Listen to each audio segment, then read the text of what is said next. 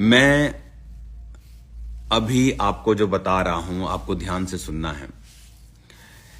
अभी आने वाले समय में जितने पास्टर्स हैं, जितने परमेश्वर के लोग हैं, जितने सेवकाई में हैं, परमेश्वर ने मुझे बताया कि वो रेवलेशन की स्पिरिट को उनको देगा।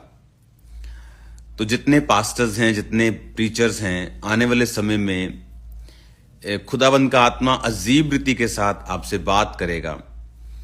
और मेरी ये सलाह है आपको कि आप उन बातों को बुक्स के रूप में लिखें।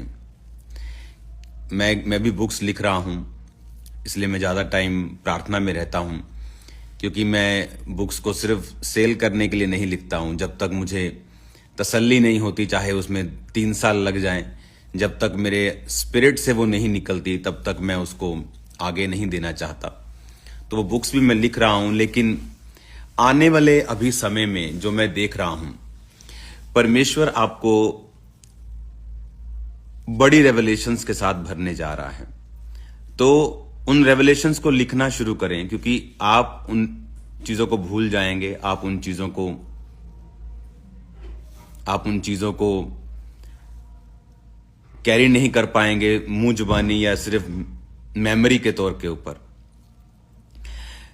आप उनको लिखना शुरू करें।